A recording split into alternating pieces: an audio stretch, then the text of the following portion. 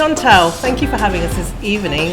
You've got quite an unusual story actually in terms of the background of how you got to where you are in the food industry. So can you tell me a little bit about where you came from and how it all started? Sure, originally from New Zealand, as you can obviously gather from my twang. Food was always something that was around. It was something that I did a lot of cooking as a child. I made my own school lunch from a very early age. I had aunts that baked a lot, and I had an aunt that had a farm, so we had lots of kind of home cookery. But in terms of what I wanted to do as a grown-up, when I finished school, I decided that actually I'd do something that was a little bit more generic, so I did a law and management degree. So halfway through that at university, I decided that I had this burning passion for food that I just couldn't give up anymore. So I thought, well, let's go into a cafe that I loved and ask them if they had any vacancies, and they took a chance on me and did. So it all stemmed from there. I then got a job in a restaurant during my summer holidays and ended up working full-time whilst at university, because that was what was my passion and my love. I did a little bit of lawyering for about a year and a half when I finished university, but then got offered an amazing opportunity in London at the Savoy Grill. So I've been in London 14 years now. It's incredible. So how would you describe your passion for food, and what is it about it that excites you? I think the thing with what I do in being a chef and cooking is that no 2 days are the same, and that there's a huge amount of creativity involved in everything that I do, and that's what keeps me motivated and interested. It's also an amazing job that you can have, that you see the fruits of your labour twice a day. We have service, lunch service, dinner service, so every day we're constantly seeing what we're doing, we're innovating, we're changing, we're creating, and it's just a really dynamic industry. So you've obviously worked very hard from the ground up, coming from a background as a lawyer and training, and then working your way through the London restaurants. Can you describe a little bit of how that experience was as being a female chef and what you've learned from it? I think for me it was a very different change, because obviously I went from working in an office 7.5-hour days, sitting on the computer all day, to kind of working 18-hour days in the kitchen on my feet. But it was something that I loved, and the days went so quickly that for me it didn't feel like a chore. It felt like something that I was constantly learning. It was like a sponge. I was just soaking everything up. And there were times that I was probably the only female in the kitchen, but I was extremely lucky that I had really supportive head chefs and senior people around me that actually kind of championed females in the kitchen and saw the organisation that you could bring to the kitchen, which is slightly different from the male strategy. Is there any advice you would give to aspiring women chefs who want to follow in your footsteps? I think just give it a go. I think you've got nothing to lose, and I think the industry's changed a lot since I first started here 14 years ago, and it's a lot more inclusive and a lot more open, because there's a bit of a shortage of chefs. Kind of anyone with a sense of anything about them is welcomed with open arms. So I think it's about giving it a go, kind of putting your fears aside and just getting stuck in. That's great advice. So we're standing in the beautiful Tredwells today as Chef Patron. Can you tell me a bit about, actually, it was your idea, and this all came about because of you?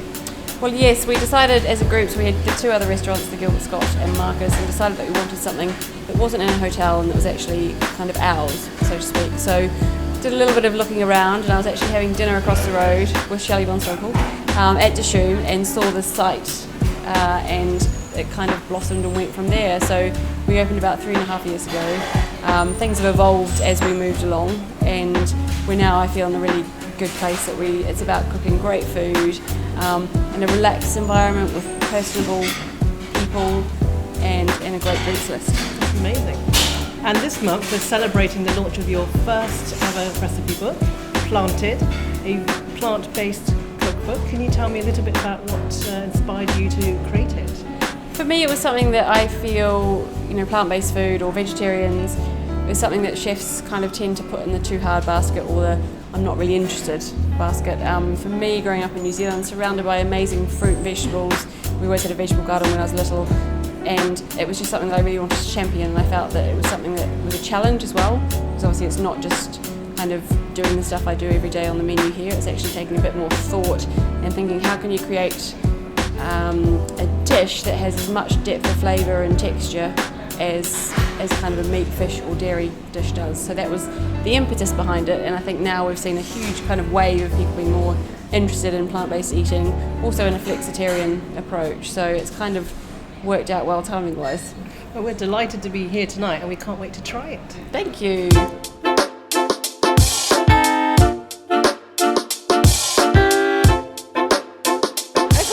astrologer and as somebody who traces cycles, I honestly think that humanity is probably going to be entirely vegetarian in maybe 2 or 3 generations. And so watching this evolve in a big city like London is fascinating, but even more having it become not just food, but fabulous food. The cuisine is fabulous. I think what interests me about plant-based food is the incredible innovation that's coming out, and chefs like Chantelle are showing such incredible creativity, and not only using products that are naturally sourced, but really being creative in terms of how they're serving those dishes and making them incredibly tasty and exciting and delicious. The food tonight has been phenomenal. My favorite dish was the cauliflower dish, and just because it had so many textures. It had the tzatziki, it had the crunchiness of the cauliflower, and it had the flavors of the spice that the cauliflower is rolled in. So I love when a bunch of flavors and a bunch of textures are all put together in a big marriage on your plate. So I love the food tonight. It was amazing. I think it's really terrific to be supporting amazing women who are doing exciting things and innovating, and I think Chantelle is really ahead of a trend and a curve that we're really seeing in terms of plant-based eating and people being more conscious about what they eat, both in terms of their own health but the impact on our world. I'm so happy to be supporting Chantelle tonight.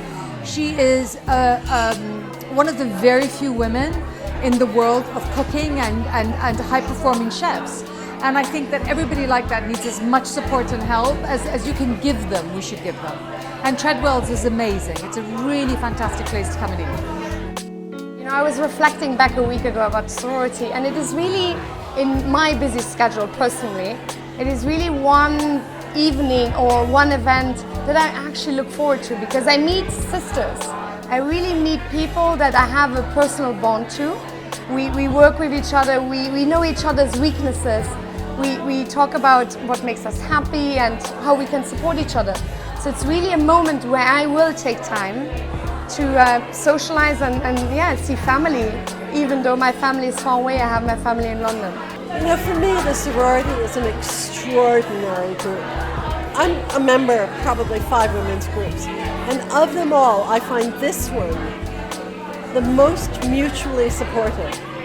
I mean, Lisa's an amazing woman, but what she's done is she's created a true sisterhood.